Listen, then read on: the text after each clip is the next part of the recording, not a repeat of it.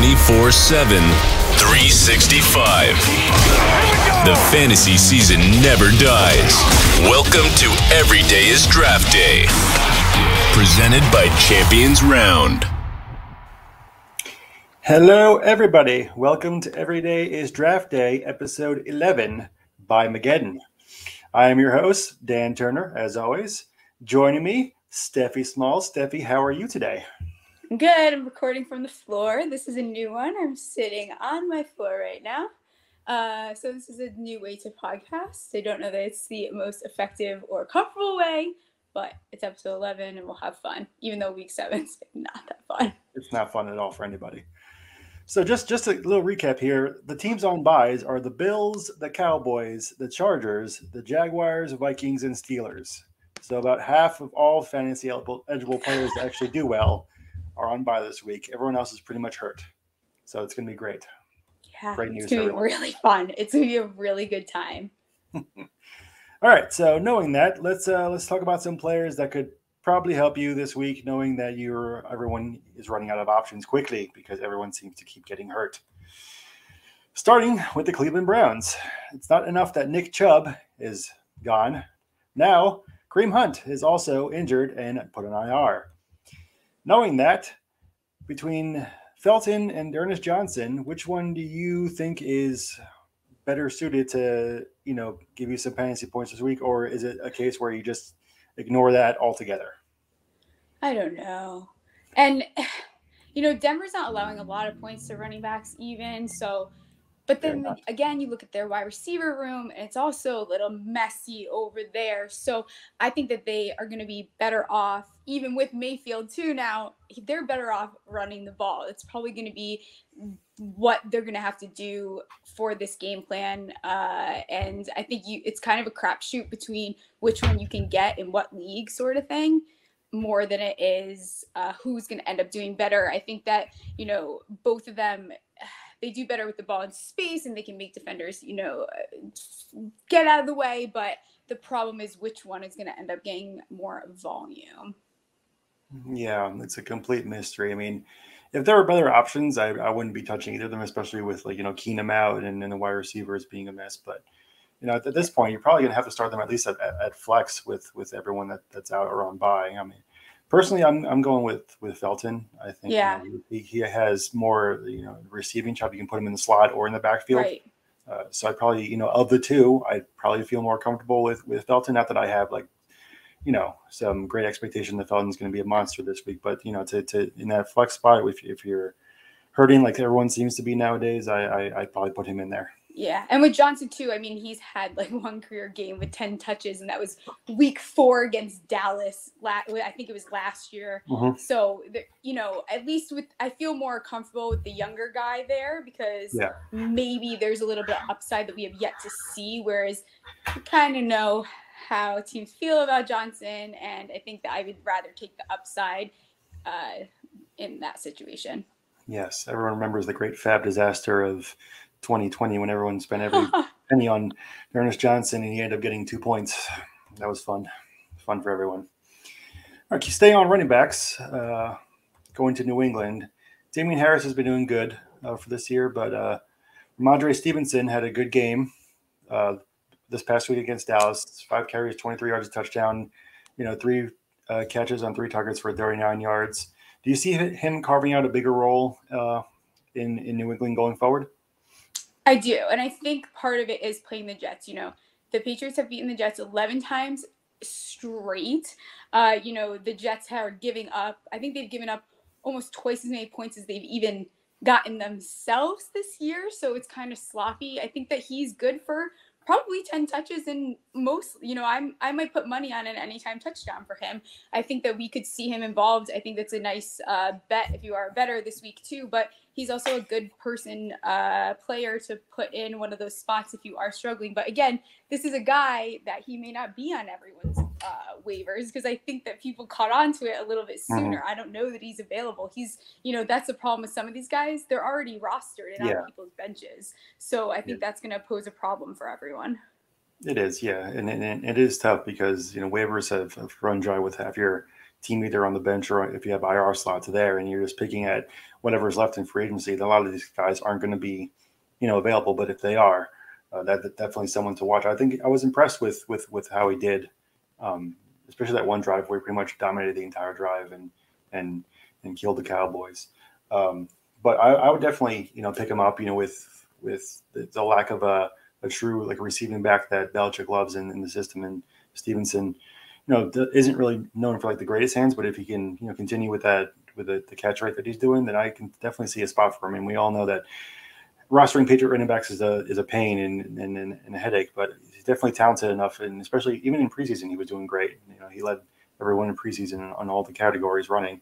So I definitely pick him up if he's available and see what he can do. Mm-hmm. And they're playing the Jets, so there's a lot of room for volume yes, there. It's the Jets. Exactly. So not that I'm allowed to talk because I am a New York Giant fan, but there is a lot of room for volume there playing the Jets because they're just giving up points like it's candy on Halloween. So exactly, yeah. And if anything, whatever happened to Damien Harrison, he would be, running back too at least immediately.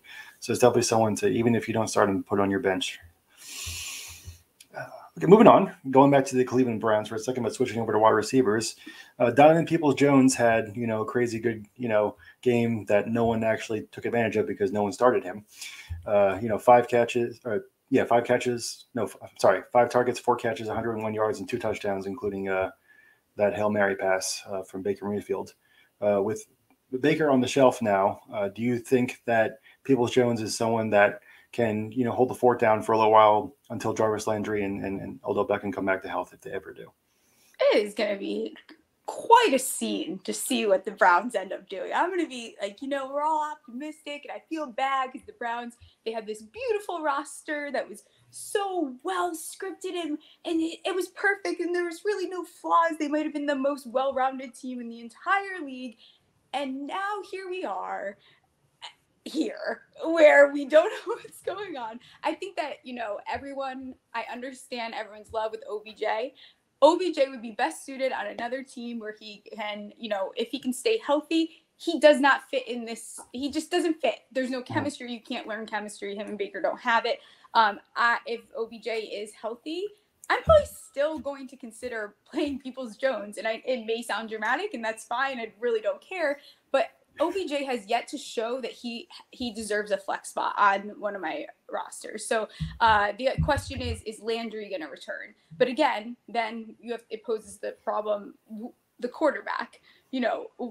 What is he going to be able to do? That's why are they going to end up going with, the ground rather than the air? But who knows? We see sometimes these guys come in. Geno Smith 2 weeks ago, what he was able to do for Metcalf. So you never know. It's risky. But I think he's someone that I would be willing to take the risk on, which I had to. I just bid on him more than I've ever bid on a player in my history of playing fantasy football.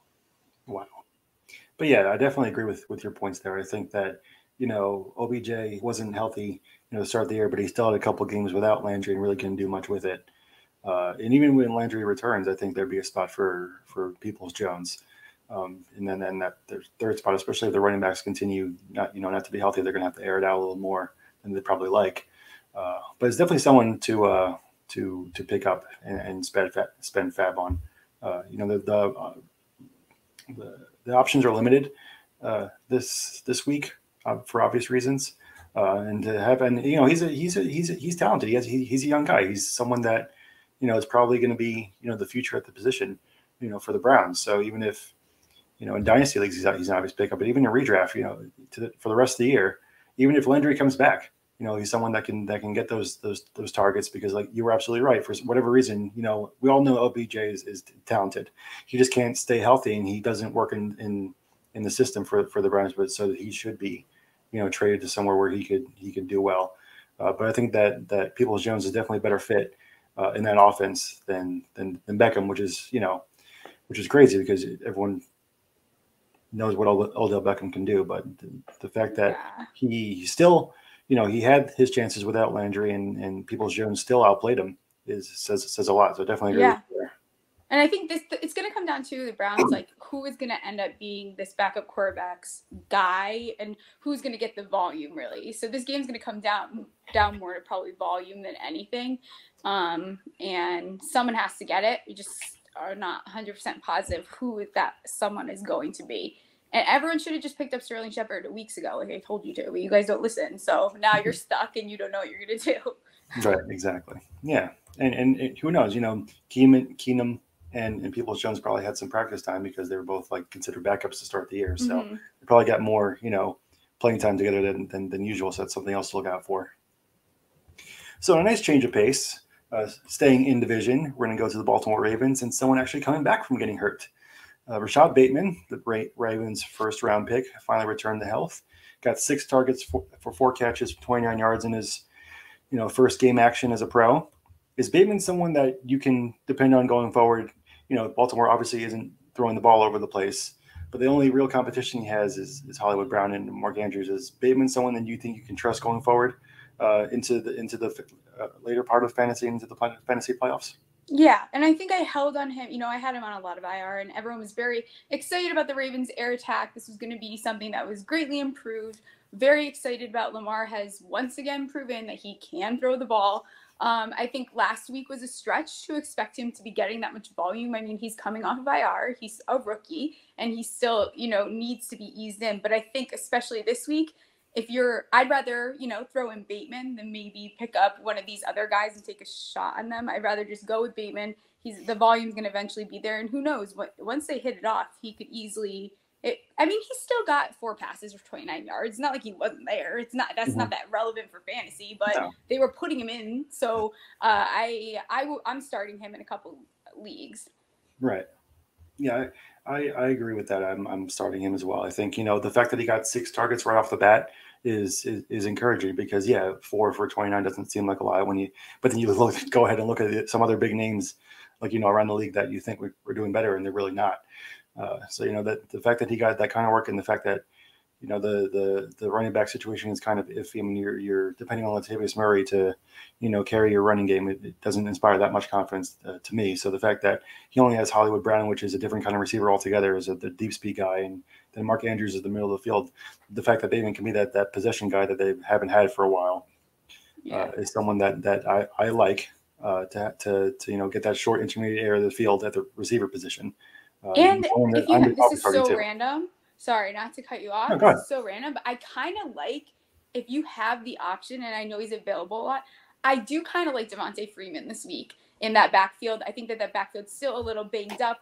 I know it's confusing. It's one of those very crowded backfields, but it's not an impressive one, and Devontae Freeman's a very viable option. He proved to do – it's kind of funny. I wonder how the weeks align the way he did this for the Giants, too. He was very, very good for – not very, very. Sorry, Devontae Freeman. Very, very is a little too much. He was serviceable in fantasy for the time that he did go in and take over when Saquon went down last year, when Gallman went down. He stepped up to the plate. He did well. He's the guy that I would trust the most in that backfield. So since he does have a nice secondary there, we'll see how they're able to hold up against their receivers. But I think if you have, any issues with your running backs, Freeman's also a kind of a good option too, which I can't believe I'm saying. Mm-hmm. So with Freeman, I agree with you. But to your point, does the fact that they promoted Le'Veon Bell to the active roster worry you at all, or do you think he's just cooked and we shouldn't worry about it? Le'Veon Bell is done. Le'Veon Bell is done. Murray is banged up and looks washed. His time has come. He's over. I think Freeman is the most viable option there. Mm-hmm. Do you think what happened to Tyson Williams? He seemed to be who's the youngest. I don't know. Like healthy scratch. I don't know what that's about. It's crazy. All right, wrapping up this portion of the program, we're going to go to the Buccaneers tight end. With Rob Gronkowski out for a couple of weeks, O.J. Howard had a huge game, 5 receptions, 49 yards, and a touchdown. With how tight end is, with Dawson Knox breaking his hand and, bye weeks and all that stuff, is O.J. Howard good enough to hold you over until Gronkowski comes back? Well, they're saying he might come back. Even if he does come back, they have an easy matchup. I think that they might still be playing O.J. Howard.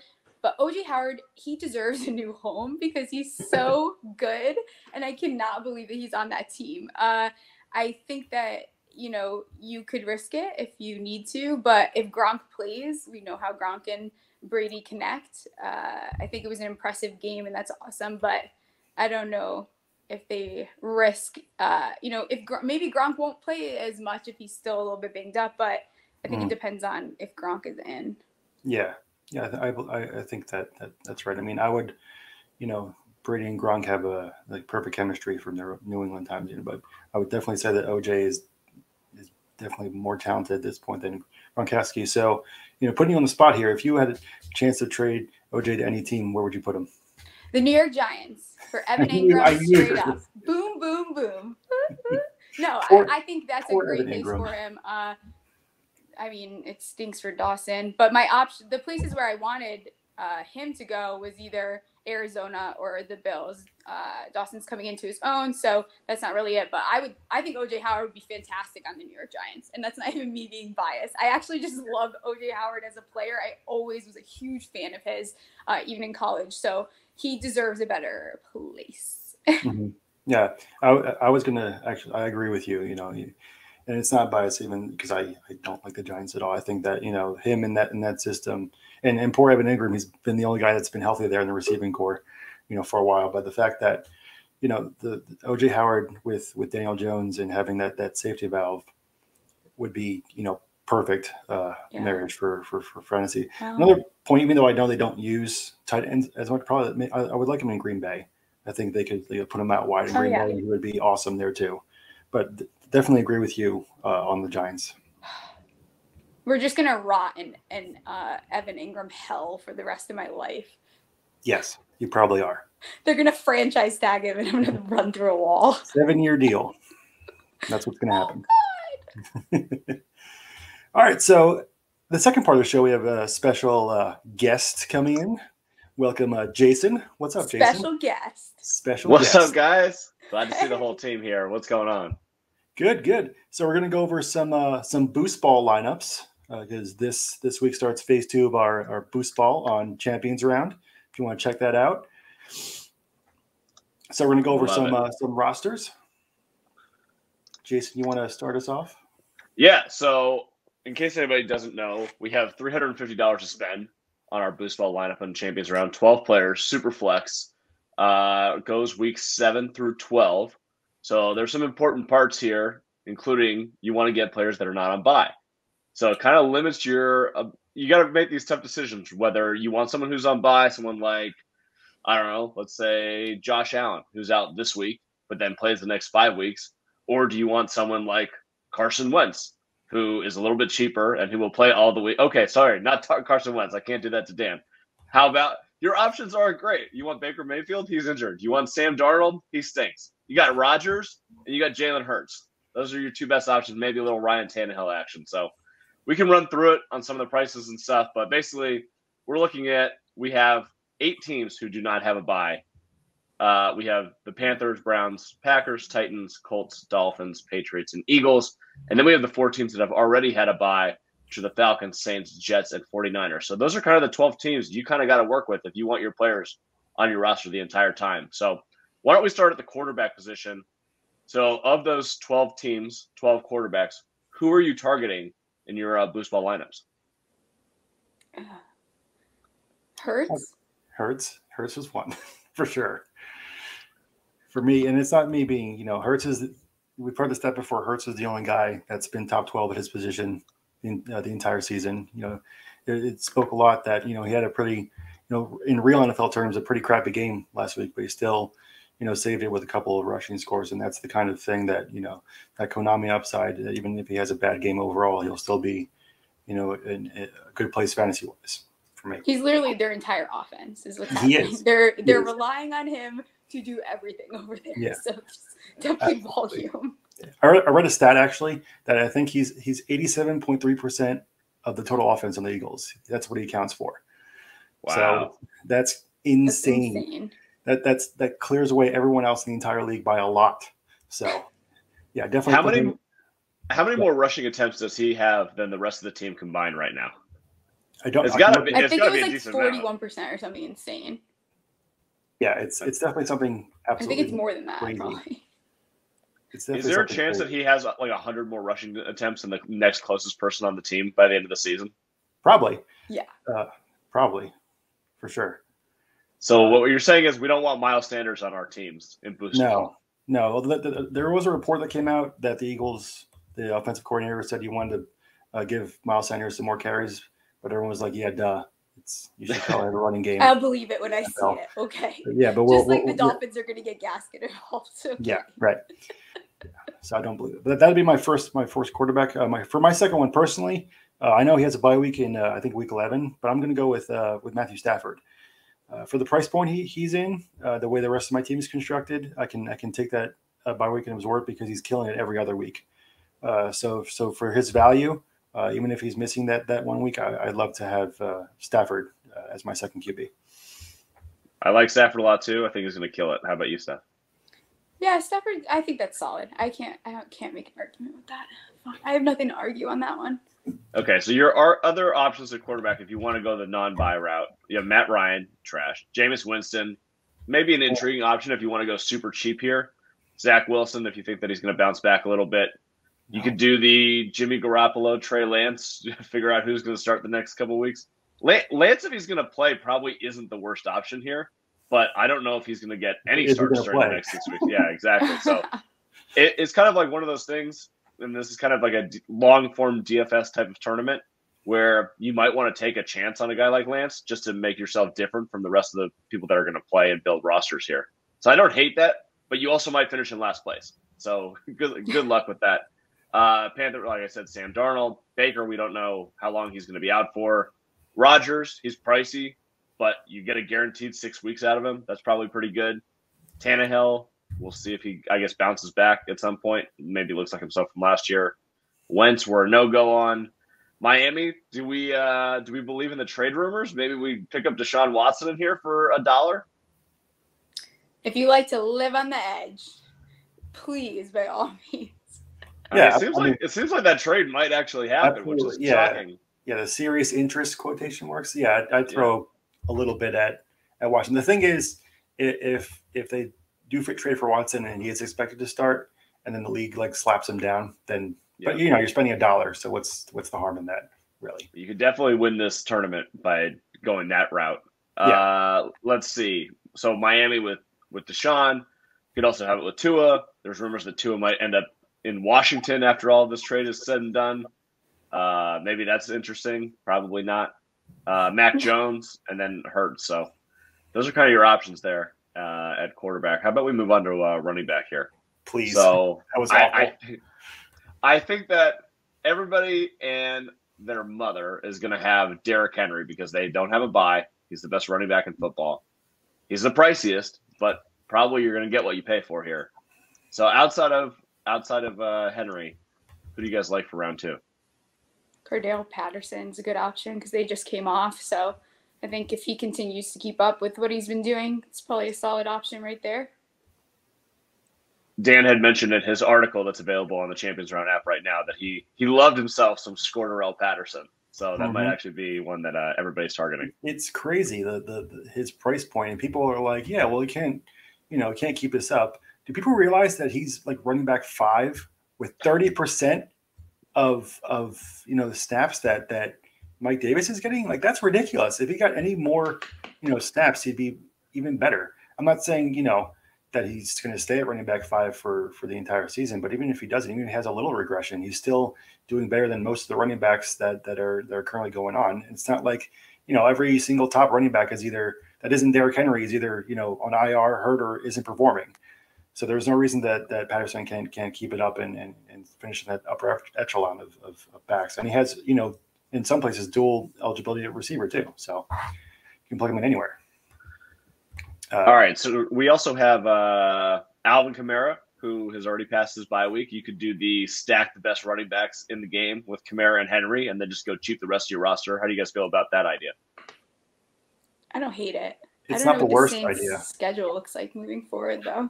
I mean, at this point, with like I said, with the state of how running back is, to have those 2 top options and not have to like set it and forget it kind of thing, I mean, if you're going that route and sinking all your money into running back, that's the way I'd go. All right, we also have the Jets. Maybe we go Michael Carter action. Anybody interested in a little Michael Carter breakout season? I would put him at flex. I wouldn't put him in at the running back position, but if he's cheap and at the flex, maybe.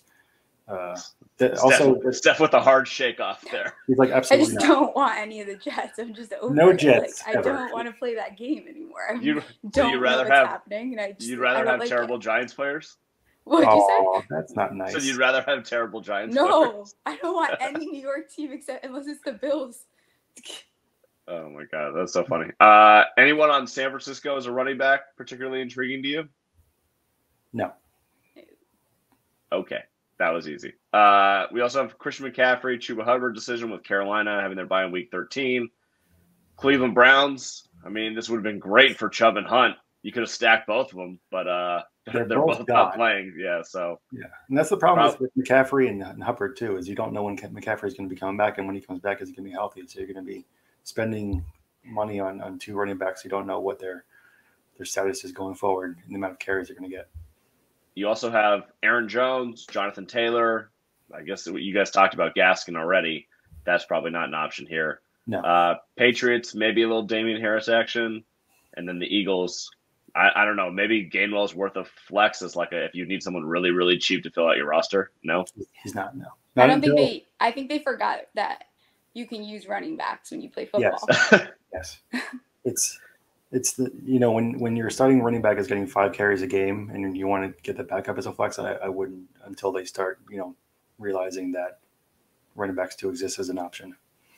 Is there anyone on the Eagles flex, wide receiver, tight end, whatever, that you would consider outside of Hurts in this format?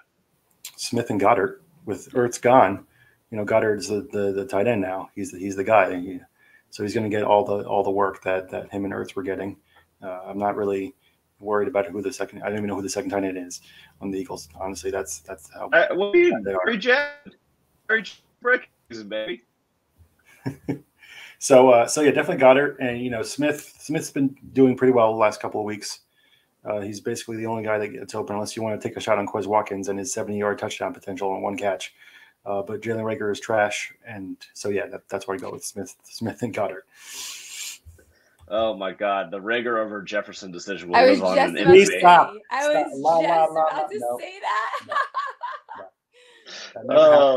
It's so mean. Never had a chance. It's so mean. Justin Jefferson. I'm convinced that never happened. Which is the worst outcome at wide receiver if you go back and redraft? The DK Metcalf behind JJ Arcega-Whiteside or the Justin Jefferson after Reagor? It's definitely the Jefferson one because a lot of the reason we picked Reagor over Jefferson was because that we thought that Jefferson was only going to be good in the slot, and it ended up being that Reagor is only good in the slot now anyway. So I mean, you're going to take a guy from TCU that maybe has more athleticism, probably, but in the draft process. But Jefferson came from LSU and he was in a great program, and he was definitely the better route runner by far. So I don't get it. And I never will, honestly. Yeah, the Whiteside Metcalf thing was bad, but a lot of teams were turned off of Metcalf from his combine performance, and we were supposed to use Whiteside as that big tall red zone receiver, and he just never developed into that. So that does hurt a lot more now that not seeing how Metcalf has turned out. Not saying that Metcalf would be Metcalf even in the Eagles system anyway, because he doesn't have Russell Wilson throw to him in Philly, but definitely. Justin Jefferson hurts definitely more than Metcalf does. Fair enough. All right, let's talk about some of these. I'm gonna go with all of the bye teams here. I'll throw this to Steph first. Falcons and Saints. What players there would you be targeting for round 2? Definitely Kyle Pitts. I think I think we saw him do what we thought Kyle Pitts would be doing. So I think he's I don't want to use the word safe because then I'm going to jinx him, but I think that he is a great option there. As far as the Saints go, I think it's a cheaper option. Callaway I don't hate because I think, like I tried to tell everyone in the beginning of the season, Michael Thomas's injury is not something that you walk back on the field and you go back to Michael Thomas of last year. He's still not ready to come back. Even when he does come back, then it's going to take a little bit to ease him back in. So I think that's a nice, cheaper option as far as the receiver goes. Gotcha. So no Winston. We're all out on Winston for a quarterback position. Well, what I can't after watching the Giants play them and Peyton putting Taysom and tight end then quarterback. Like, what are you doing? It's too stressful for me. I'm staying away from it. I have Winston everywhere in normal leagues, so I can't do it. Too Fair much enough. anxiety with my own team being awful and that. Oh man. All right. Dan, how about Jets 49ers? Anyone that sticks out to you? Deebo Samuel. I Fair mean, enough. Kittle's hurt. I don't trust any Jet. I might actually. That's not true. I might throw a flex at Michael Carter for my last flex spot if they. I mean, it's probably gonna be wrong because it's the Jets and they never do what they're supposed to do. But those are the only two that I have any faith in. I mean, obviously, if Lance was given the job, I'd probably put him in. But they seem to want to keep continuing to start, Garoppolo for some odd reason. So Samuel is like the must start, but I would probably take a chance on Carter if I needed to. Okay, so let me jump over to the wide receivers here. So Deebo Samuel is priced pretty high. He is – where's my wide receivers here? Deebo is priced at $34 in here, along with basically Jamar Chase is at 35, Scary Terry's 34, Locke is 33, Evans is 33. So you're going to get all 6 weeks, but he is costly. Do we anticipate that Samuel will keep up this sort of production for the rest of the season, assuming that, I guess, Garoppolo's quarterback? Yeah, I think he might be even more because Kittle's out. So he's now the primary weapon in the passing game. And we don't expect anything from Ayuk. We think this is just a write-off season for him. Who was that? I'm so sad about it. I tweeted before this. I had to put him in a lineup this week, and I actually said, "Ew!" Like that sucks. Like I was upset. I had to Ayuk. Why? Why are they doing this to me? If only someone had warned everyone that Ayuk's production last year was because Kittle and Samuel were hurt, and it's not because of how good he is. If only someone had said that this offseason. Dan, I think this might have been your best call of the entire offseason, and I was anti it preseason leading into it. I had him in a couple of different places, so listen to Dan. He knows what he's talking about. Sad for me. Ayuk is on my bench and almost droppable at this point, other than in keeper leagues. Yeah. You know who's a cheaper wide receiver, because I'm looking at it now, is Emmanuel Sanders. I think he's really heating up. I really like the way that the Bills are using him. I think they're using him to his fullest ability, and I like the Bills moving forward. So Emmanuel Sanders, I think he's 24. He's a good option. So is Antonio Brown, 28. I think both of those are solid options that are going to get volume. Yeah, AB at 28 was last week. I think he's at 30 this week, but it's still really cheap, given that I think he's basically the number one in Tampa Bay at this point. Seems like it, at least through 6 weeks. Let's move on to some other teams that have buys here. Carolina, we roll with DJ Moore, and then maybe that's about it here. Yeah. I'm not confident in CMC, so I would maybe even consider rolling the dice if I'm trying to get really spicy and I want to spend my money elsewhere. You roll with? Yeah, I think I would. I like what she was doing, and I don't wish injuries on anyone, but CMC was not in my top 3 running backs. I felt like this was going to happen. I thought his injuries were very mysterious last year, and then when you get closer towards the end of the season, they stop rushing players back. They're not as interested in this player being hurt longer. So it kind of depends, but I'm not saying do that. That's bad advice. I'm telling you right now, it's bad advice, but I'm saying don't be surprised if CMC still does not end up playing the full. He's almost following the same timeline as last year. It's crazy. I don't think it's bad advice. I think that if you genuinely think that McCaffrey's out playing Chuba, who's playing like a top 10 fantasy running back, top 15 fantasy running back right now, and utilizing him at his current price, I think it can definitely get you towards the top of the contest. So I think it's a good fade, and I might be buying in on that myself. How about Cleveland? So Baker's out. Chubb probably going to be back in week 8, it looks like. Maybe week 9. Kareem's out for at least 3 weeks, maybe longer. Odell, we don't know who's throwing to him. He actually might be better with Keenum, to be honest with you.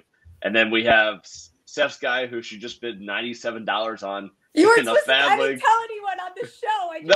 I'm blowing up your spot. $97 on DPJ. Kaboom. You might as well just go all in with DPJ, right? I feel so bad for this team. We were just saying it before you got on with us is, the Browns had such a beautiful outlook and, they had one of the most well-rounded, well-formed rosters. And now what are we going to do now? I don't know. This stinks for the Browns and kind of staying away from them.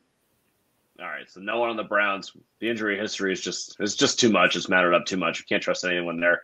I'm actually, based on Odell's price, like it's so bad to do. There's no reason that you should do this. But he actually might be better with Keenum. Watch him tomorrow night have like 150 yards and a touchdown. And we're just going to be all over it. Everyone's going to be trying to buy him in every league. Oh, my God. Yeah. I foresee it happening. I'm definitely going to end up betting all of Odell's overs tomorrow night just out of like spite against me. Okay. No, I will not be mad. Stop. Don't. It's a Steph, come on. We'll bet like half a mortgage on it. Until Jay can prove to me that he can make it through 4 quarters without ending up on the sideline in a sling, then I am not touching OBJ. I want nothing to do with him. I don't know. You're missing out on a mortgage here, Steph. I think that we're going to do it. All right, let's move over to Cleveland. Obviously, the Rodgers, Devontae, Aaron Jones. You can ride with all of those guys. You're going to get all 6 weeks of them. They're going to be awesome, most likely, as long as they stay healthy. Anyone else on that roster intriguing? Maybe Tanya is a cheap tight end option. Okay, good. Yeah. That's where I was anyways. Anyone want to bank on an Aaron Jones injury and sneak in an easy A.J. Dillon cheap running back? Nope. All right, cool. This is a wonderful conversation, guys. It is. It's great. These are players I've given up on. Like, actually, A.J. Dillon, low-key, even with this week, like in normal fantasy, he is also – wait, are they out this week? No, they're playing. The Packers are on bye, right? No, they play Washington. I confused myself really quickly. Yeah, but you're good. A.J. Dillon, randomly I had to play him. He's like ends up getting some volume. He's also a kind of sneaky option that for some reason is available in a lot of leagues. But I think that Tanya, I'm over. I think we saw those 3 weeks last year and he was a waiver darling. Everyone was so excited, but he's just not that guy for fantasy. Yeah, I got you. I agree with you. Titans, we talked about Derrick Henry. Obviously, Tannehill might be an option. What about the wide receivers? A.J. Brown, Julio Jones still battling through injuries. We trusting either of these guys in this boost ball? I don't think. I think A.J. Brown, depending on his price. But again, Julio, once again, like last year, is kind of not able to stay healthy. And then when both of them are on the field, they have to rely on Derrick Henry because he's really their only option. Mm-hmm. Yeah, A.J. Brown right now is priced at $37, just below. He's tied with Chris Godwin. CeeDee Lamb's at $39. DJ Moore and Mike Williams at $36. I'd rather have Antonio Brown, right? Yeah. Like there's other guys that are a little bit cheaper. People's Jones for 18 until the Titans can prove they're A.J. Brown. Yeah. All right. Colts, obviously, Jonathan Taylor. You're going to get 6 weeks out of him. That would be awesome. Wentz, we're off of. Any of the wide receivers, maybe Michael Pittman is a flex option. I actually kind of like that one a little bit. Yeah, I agree with that. Pittman, I think he's at 25. Yeah, for a flex spot, he seems to be the top guy there for that price point. I take a shot on him. Yeah. All right, Miami. We have Tua. We talked about. We don't know if he's going to be a quarterback anywhere. Yeah.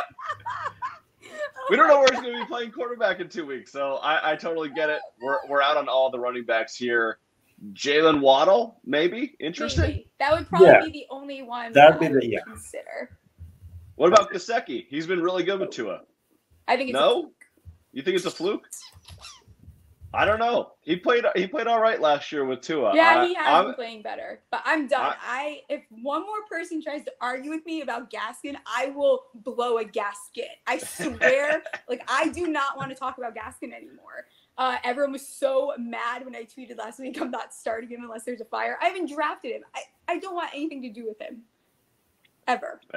That's a fair enough point. None of us are going to argue with you. You brought it up. I'm done. Yeah. You want to talk about Gaskin? You're the one talking about him. Yeah. All right. We got New England Patriots, Mac Jones, probably staying away from him. Damien Harris, maybe. Any of the wide receivers or tight end options stand out to you as maybe some sort of cheap option? Hunter Henry is interesting. I think he's been stepping up, whereas we thought it was going to be Jonnu, but that didn't really happen. He's played pretty well these past couple weeks. So I think Hunter Henry, let me pull it up how much he is.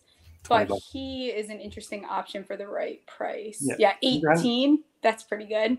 Yeah. I mean, he's down here with guys that don't even Blake aren't Jarwin. even seeing the field. All right, so we found one. What did you say, Dan? I definitely take a shot on Hunter Henry at his price. He seems to be, having that rapport with Mac Jones, and he's priced around guys like Blake Jarwin, and I'd definitely take a shot on Henry at that price. All right, how about we jump over to what everyone wants to talk about, obviously, when they're building the rosters. Defense!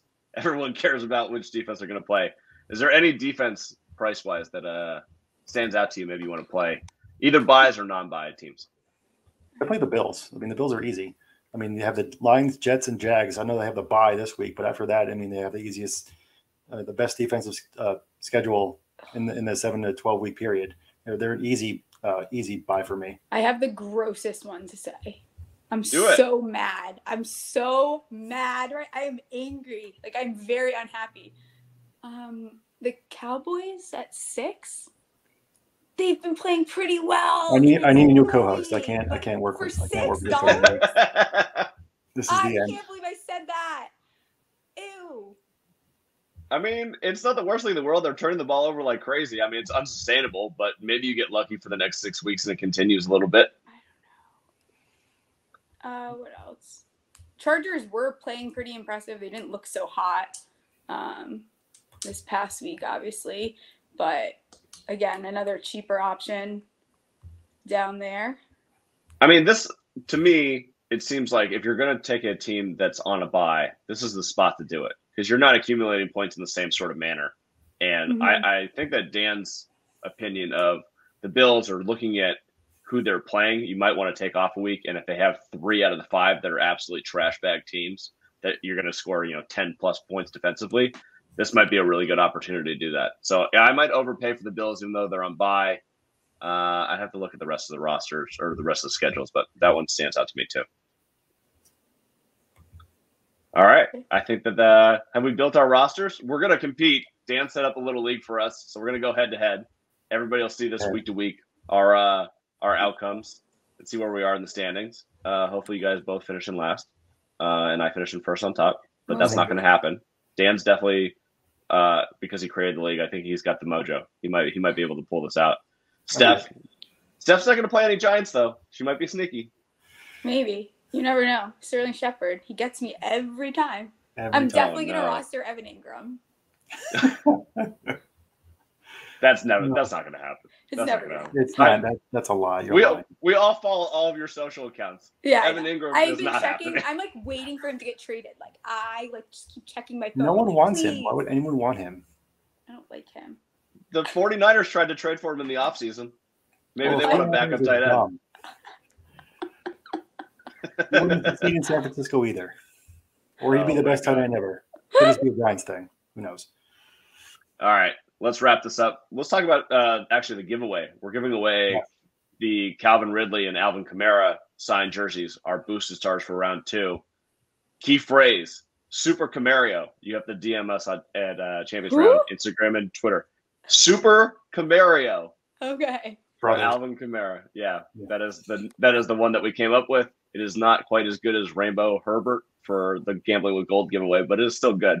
But the giveaway is much better. Kamara and Ridley, that's awesome. DM us at Champions Round on Instagram and Twitter to enter those contests. So until next time, until you see Steph and Dan back again with Every Day is Draft Day, episode 12, thank you for joining us. Go play Boost Ball right now. Enter today immediately for a chance to win. You can go win $1,000. You're not going to get that sort of option anywhere else. So go join now. Until next time, thanks for doing the pod with us. And we'll talk to you soon. Enjoy by Mageddon, everyone. See ya.